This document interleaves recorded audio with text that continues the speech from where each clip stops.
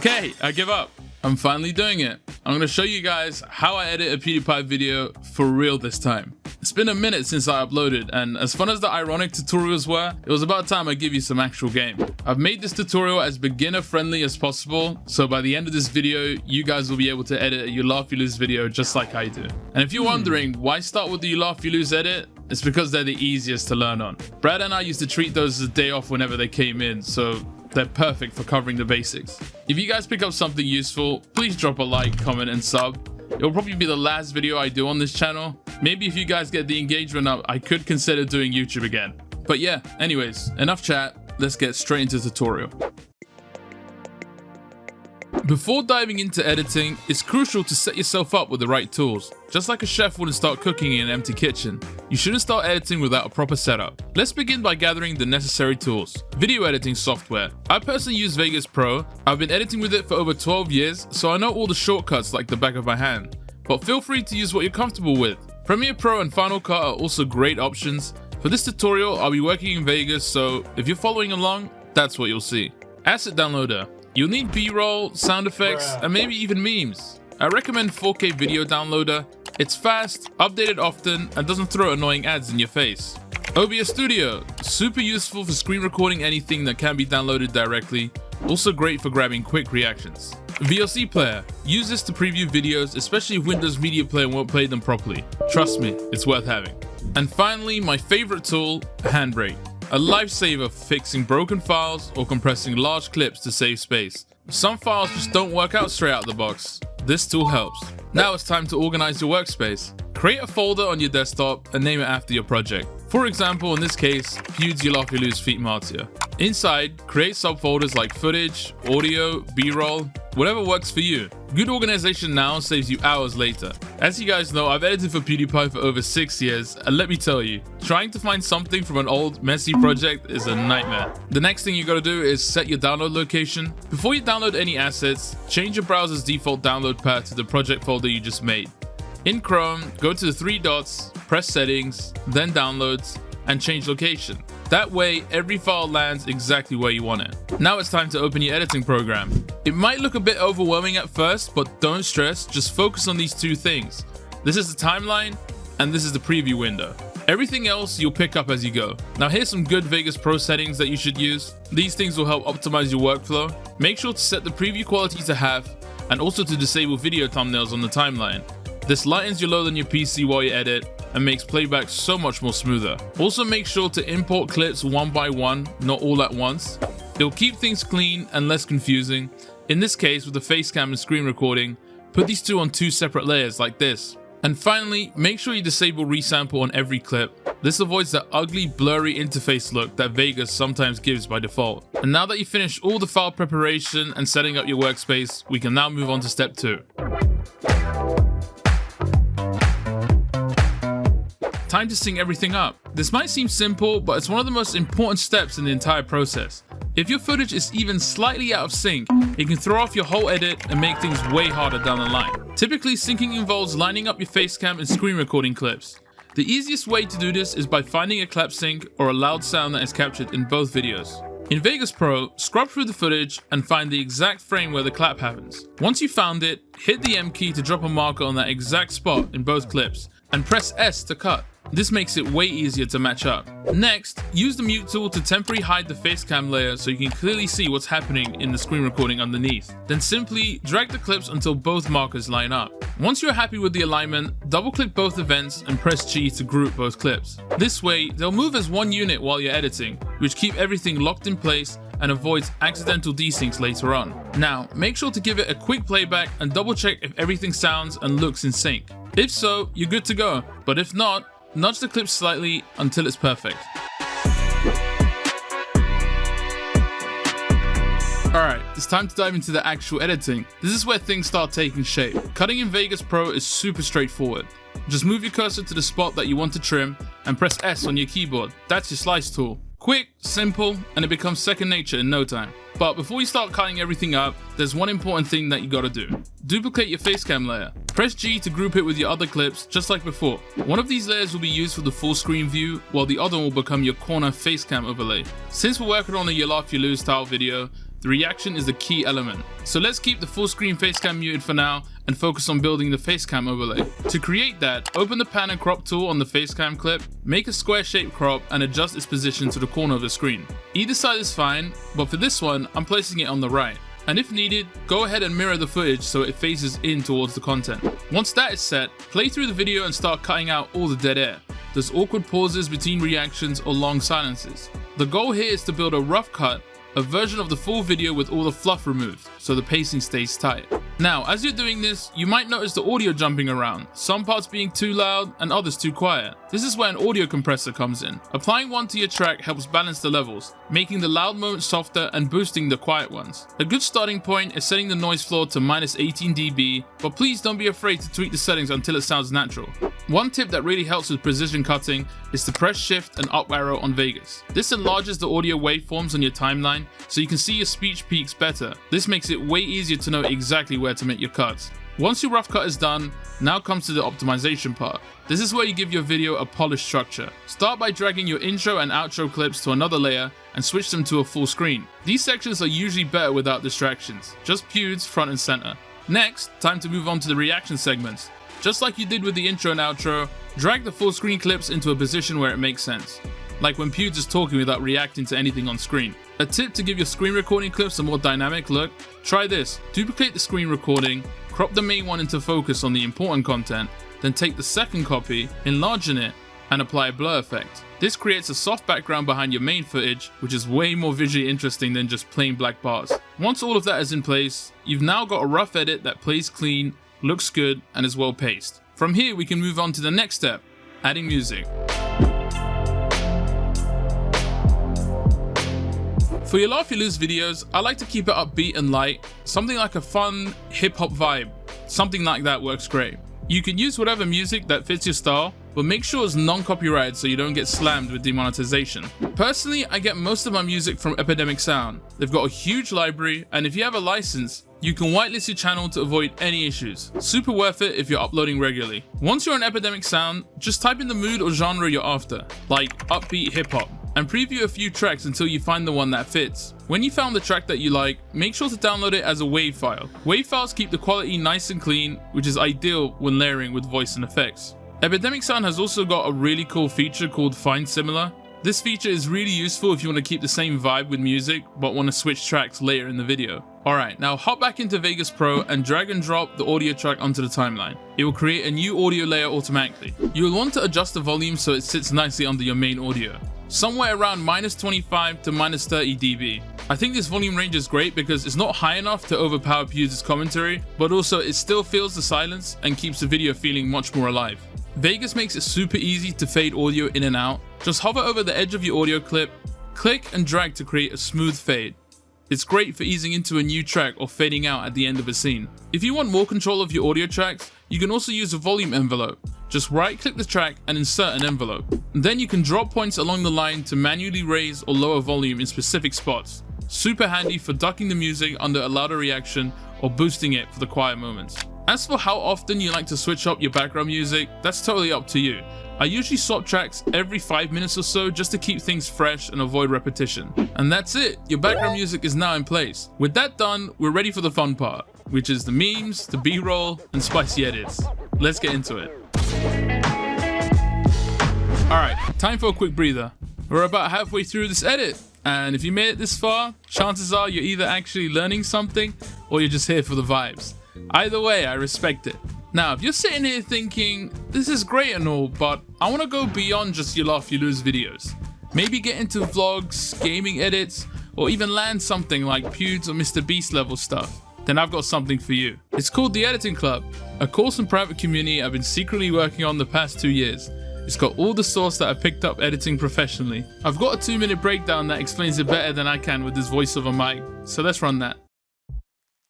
Guys, 6 years. 6 years, guys! For those of you that don't know, I've been editing videos at a professional level for 6 goddamn years now. And I've got to say, what a crazy journey it's been for me. Let me show you a highlight reel of some of these moments.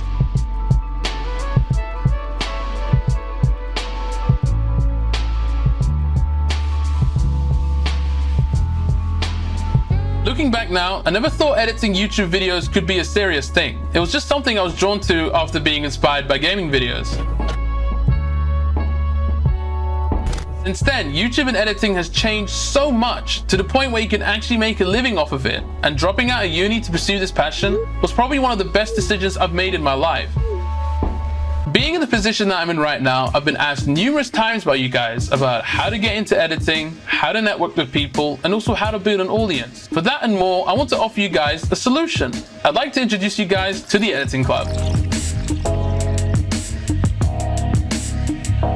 For the new and experienced, learning to edit videos nowadays is pretty hard, especially when you learn from outdated tutorials, dealing with software bugs that you just can't seem to fix, and having no access to good quality music and editing tools that most YouTubers don't seem to talk about. I deal with all these problems and more as part of the Editing Club. Hey Sive, Hey. What makes this different to your average Sony Vegas course? Well, unlike most courses, I'm teaching you guys my personal approach to editing videos from scratch, with absolutely no prior experience needed. Learn with me as I go through how I edit different types of PewDiePie videos, such as his vlogs, gaming videos, and reaction content. Learn how to navigate social media, such as Twitter and Instagram, to build a brand of your own, and also get access to my editing toolkit full of resources to really take your edits to the next level.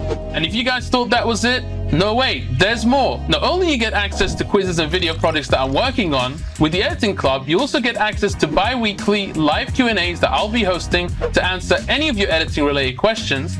You also have access to an exclusive Discord server to network with other students like yourselves. And if all this sounds good to you, head on over to www.theeditingclub.com and join the club. There are no hidden fees, no long-term commitment, just $49 a month for lifetime access. Get in quick, guys, because as the club evolves and the structure changes, rest assured, this is the best price you're ever going to pay access to the Editing Club. And for those of you that are still on the fence, I got you guys. Make sure to sign up to my newsletter at theeditingclub.com and subscribe to my new channel, The Editing Club, for weekly videos, tips, and tricks.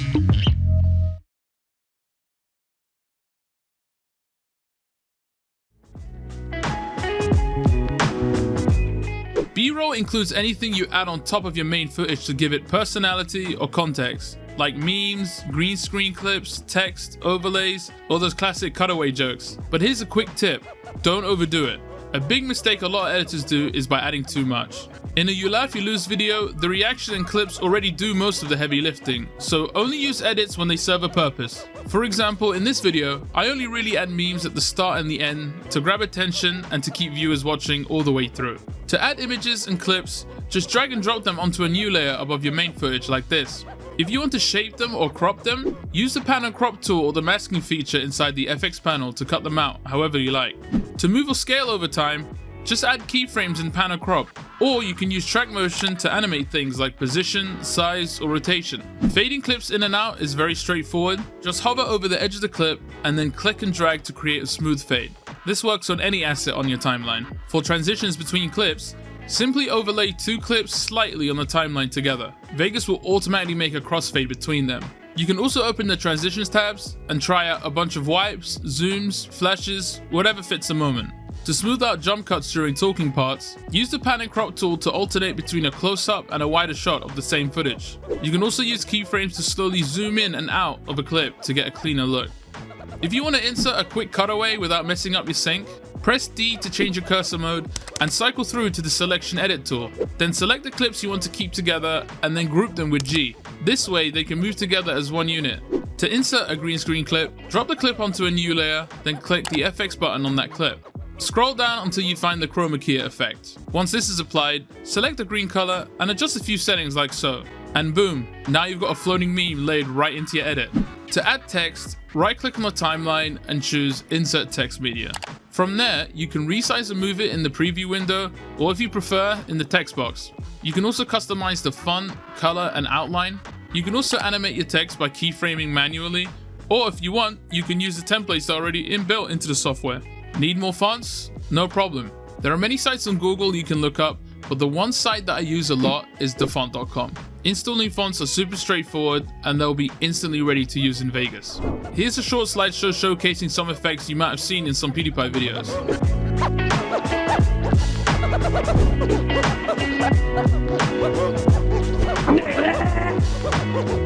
Hey, you!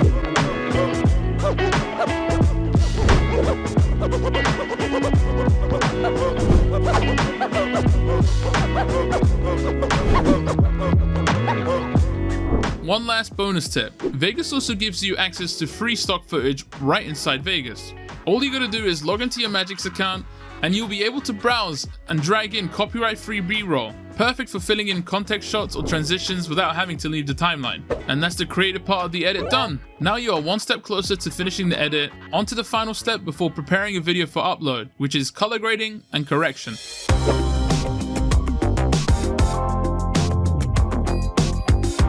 Alright, quick thing before we jump in. A lot of beginners mix up color correction and color grading, so let's clear that up. Color correction is just fixing your footage, making sure nothing looks weird or washed out, getting a clean, balanced look. Color grading, however, is where you give your video a specific style or mood, something like a warm tone, a film vibe, whatever you're going for. For this kind of video, a face cam at home with solid lighting, you don't need to do much. The footage already looks good, so this is just a light polish. To apply basic color correction, it's super easy to do. Click your facecam clip and then press the video FX tab. You then look for the color corrector and apply this effect. Now you'll see 3 color wheels, labeled lows, mids, and highs. Here's what each one controls. The lows control your shadows and darkest areas. Things like black shirts, hair, or background shadows. Here in the mids, this is where your skin tone lives. Most of your image info is in here. And for the highs, these are your bright spots. Things like lights, highlights on your face, or white walls. Below the wheels, you've also got sliders for gain, offset, gamma, and saturation, which will help fine-tune the brightness and color. Here's what to adjust: the midtones. If your face looks too blue, red, or green, lightly nudge the mids wheel until it looks natural, making only small tweaks. In this case, I'm just going to add a tiny bit of red just to bring out the face more. The gain controls the high highlights. Raise it a touch if you feel the image feels dull. The offset adjusts brightness across the whole clip. Use this to nudge things brighter or darker if things feel off. The gamma adds contrast to the mid-tones. If the footage feels a bit flat, gently boost this to bring back some depth. And finally, the saturation. I usually bump this to 1.1 or 1.2 just to bring out the colors a little. Okay, this looks pretty good. Now to apply this to all the facecam clips, right-click the corrected clip, click copy, and then select all your other facecam clips. You then right-click and paste event attributes. That'll apply the same color correction across the board to keep things looking consistent. And now that we got color correction sorted, we can finally move on to our last step, which is exporting our video and preparing it for upload.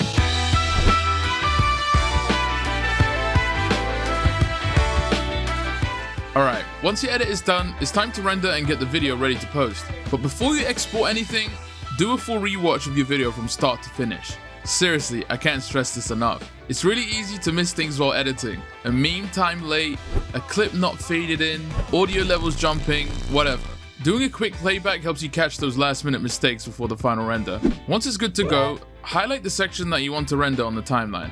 Go to File, Render As, and then choose Magix AVC/AAC MP4. Pick the Internet HD 1080p 60fps preset, or in 30fps if you're editing in that. You can click Customize Template if you want to lock the bitrate, adjust audio quality, or rename the preset. But honestly, the default just works fine for most uploads. Hit render and let Vegas do its thing. Once you got your video rendered, it's time to compress your video. Vegas renders can be kinda chunky in file size, especially if your project is longer than 10 minutes.